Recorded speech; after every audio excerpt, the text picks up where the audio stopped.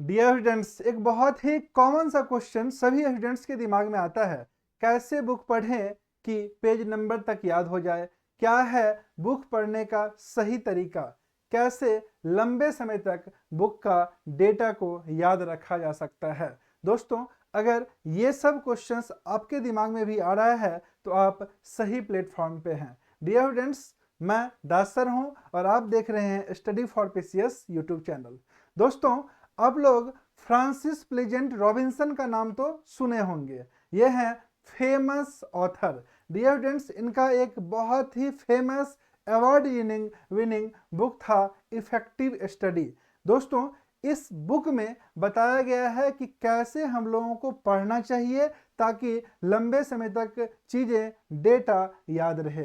और आज हम लोग इसी बुक का एक जो है मोस्ट इम्पॉर्टेंट मेथड जिसको बोलते हैं SQ3R टेक्निक, इस पर बात करने जा रहे हैं। बहुत ही अमेजिंग सेशन होने वाला है, आप बहुत कुछ नया सीखने वाले हैं। और याद रखिएगा, अगर आप इस टेक्निक को अप्लाई करते हैं ना तो डेफिनेटली आपका जो गेन करने का लेवल होगा वो चेंज हो जाएगा, स्पीड बढ़ जाएगा और आप बहुत ही लंबे समय तक डेफिनेटली चीज़ों को याद रख पाइएगा। दोस्तों, ये जो टेक्निक है ना, SQ3R टेक्निक, ये एक इफेक्टिव रीडिंग टेक्निक है। समझ गए ना? इससे जनरली उस समय जो डेवलप किया गया था वो डेवलप किया गया था कॉलेज स्टूडेंट्स के लिए। कॉलेज स्टूडेंट्स अक्सर जो है सो टेक्स्ट बुक में घिरे रहते हैं, तो कैसे उनको टेक्स्ट बुक को आसानी से वो पढ़ें और टेक्स्ट बुक का जो डेटा है उनको लंबे समय तक याद रहे, इसी पर जो है इस बुक में बात किया गया है। तो आज हम लोग चलिए समझते हैं इस बुक का सबसे बेहतरीन technique, that is SQ3R technique. उससे पहले दोस्तों, अगर आप चैनल पर नए हैं तो चैनल को सब्सक्राइब कर दीजिए, फटाफट लाइक कर दीजिए। और हाँ, जिस ग्रुप से भी आप जुड़े हुए हैं अपने दोस्तों के साथ जरूर से इस वीडियो को शेयर कीजिएगा, एकदम आप लोगों से रिक्वेस्ट है। बहुत अमेजिंग सेशन होने वाला है।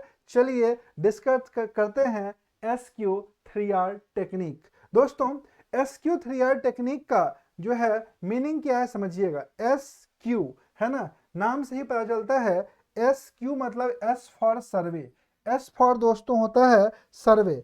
सर्वे का मतलब हुआ पहले पूरे चैप्टर को स्कैन करो, हेडिंग, सब हेडिंग्स, चार्ट्स, इंट्रो और समरी को देखो। दोस्तों, मान लीजिए आप पढ़ रहे हैं आधुनिक भारत और आधुनिक भारत में आप पढ़ रहे हैं राष्ट्रीय आंदोलन, समझ गए ना, या आप राष्ट्रीय स्वतंत्रता आंदोलन पढ़ रहे हैं, तो ध्यान रखिएगा आप उससे रिलेटेड जितना भी हेडिंग्स है सारा का सारा कुछ आपको क्या करना है, पढ़िएगा। जैसे महात्मा गांधी आएगा, आपको रॉलेट एक्ट आएगा, है ना, जालियांवाला बाग हत्याकांड आएगा, असहयोग आंदोलन आएगा, उसके बाद जो चौरा चौरी कांड आएगा, स्वराज दल का गठन आएगा, समझ गए ना, क्रांतिकारी आंदोलन आएगा, साइमन कमीशन आएगा। तो ये सारा का सारा सीक्वेंस में जो आएगा ना, सारा हेडिंग्स को आपको पहले पढ़ना है। कोई भी किताब, यानी इतिहास पढ़ रहे हैं, भूगोल पढ़ रहे हैं, है ना, या फिर आप किसी भी किताब को पढ़ रहे हैं, सबसे पहले हेडिंग्स को पढ़िए, सब हेडिंग्स को पढ़िए, समझ गए ना। उसके समरी अगर है तो वो देखिए। अगर इंट्रो दिया हुआ है किसी भी चैप्टर में, जैसे एनसीईआरटी पढ़ते हैं ना तो उसमें इंट्रो दिया रहता है, उसको देखिए, उसके चार्ट्स और हेडिंग को एनालाइज कीजिए। सबसे पहले आपको यही काम करना है। डेफिनेटली आप इसको करके देखिएगा। ये एकदम पॉपुलर किताब जो है इफेक्टिव रीडिंग से लिया गया है, तो डेफिनेटली ये बहुत ही काम का जो है रिसर्च है। दोस्तों, उसके बाद जब आप ये काम कर लेते हैं, उसके बाद आपको करना है Q फॉर क्वेश्चन। SQ मतलब Q फॉर क्वेश्चन, मतलब हर हेडिंग को एक सवाल में बदलो, यह सेक्शन क्या समझा रहा है।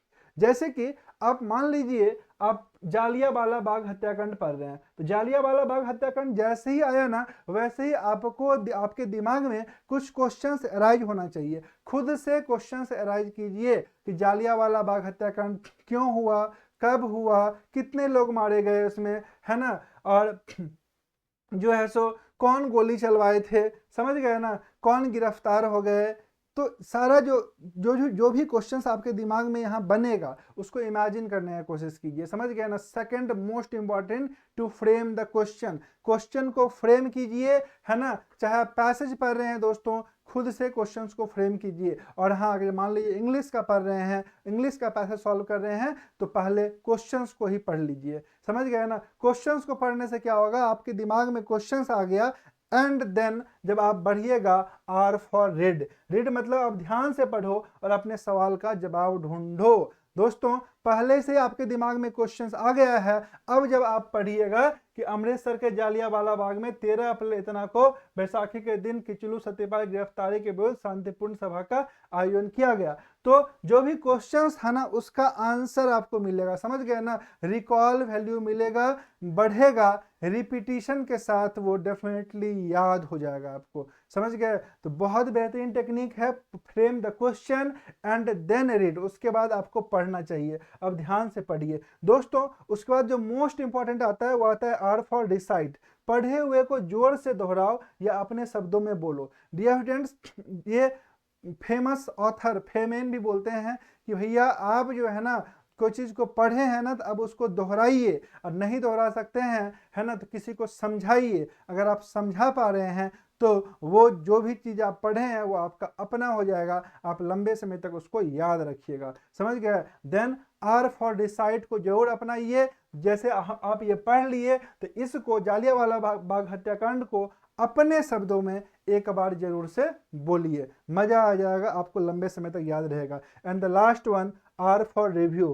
पूरे चैप्टर को पुनरावलोकन करो और सेल्फ टेस्टिंग करो। डियर स्टूडेंट्स, सेल्फ टेस्टिंग करना जो बहुत ज़्यादा जरूरी है ना। पूरे चैप्टर्स को रिव्यू कर लीजिए एक बार, उसी दिन उसी समय। अगर आप रिव्यू कर लेते हैं ना लास्ट में, तो याद रखिएगा ये आपका तत्काल अपना हो जाएगा। उसके बाद एंड मोस्ट इंपॉर्टेंट थिंग, आपको स्पेस्ड रिपीटिशन टेक्निक को अपनाना है। यानी कि अगर आज पढ़ रहे हैं तो एक बार 3 दिन के बाद पढ़ लीजिए, तीसरा दिन, 7वां दिन और 21वां दिन। अगर आप ऐसा कर लेते हैं तो डेफिनेटली जो भी चीज़ आप पढ़ते हैं वो आपको लंबे समय तक याद रहेगा। दोस्तों, learning is not reading, it's a strategic understanding. समझ गए ना?